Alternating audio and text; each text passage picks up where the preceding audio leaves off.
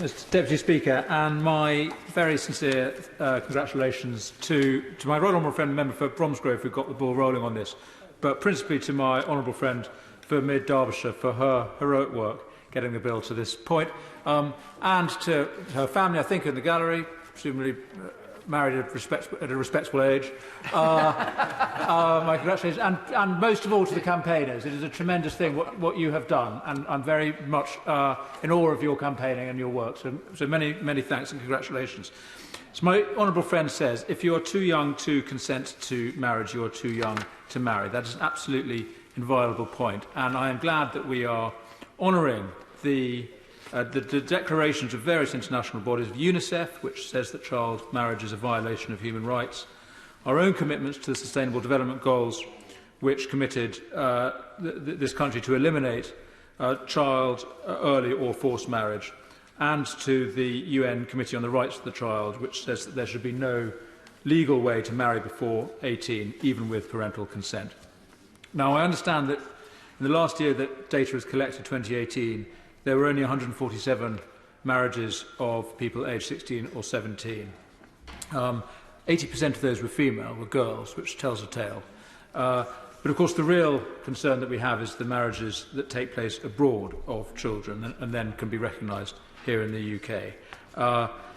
And I echo the point made by my honourable friend and many other honourable members that we are not about criminalising the actions of children with this legislation, but seeking to stop adults organising child marriage. And I pay particular tribute to the honourable gentleman from Ealing Southall, who spoke so well and passionately and with enormous sincerity about his own mother and the work that she did, having been a child bride herself, to found a school in her village, to educate girls.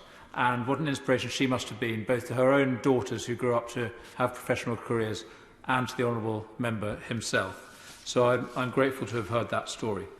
I applaud the commitment in this legislation to remove what the honourable lady calls the Gretna Green exceptions, and I'm very pleased to hear that Northern Ireland is consulting on raising the age of marriage, and I hope that Scotland does so too. I'm sure that they will want to align with the Sustainable Development Goals as soon as possible.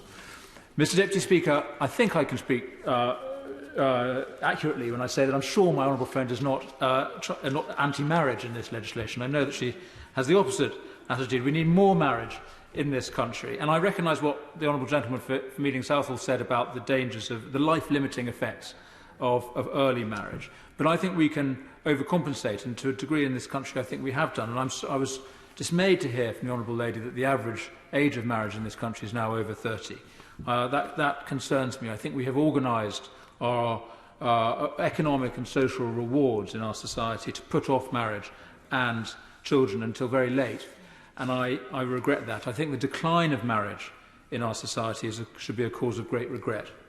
It's the cause of much distress to adults, and we're talking about the rights of children here. The greatest right a child has is to a secure home, and we know that marriage is the best means of ensuring this. And there are many pressures that are placed on families in our society, economic pressures. We have the smallest houses and the longest commutes in Europe. What does that do to family life? We've removed the fiscal supports for marriage steadily over the last 2 generations. And we also have a cultural or ideological attack on marriage and on the family. There's this assumption that it is a patriarchal institution, inherently abusive, inherently unequal.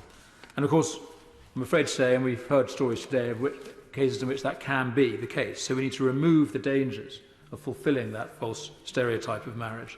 Marriage is a public act for a reason. In the Anglican service, we are asked to give any just cause or impediment why a couple should not be married. And we need to remove the possibility of abuse through this legislation, to remove the opportunity for child marriages.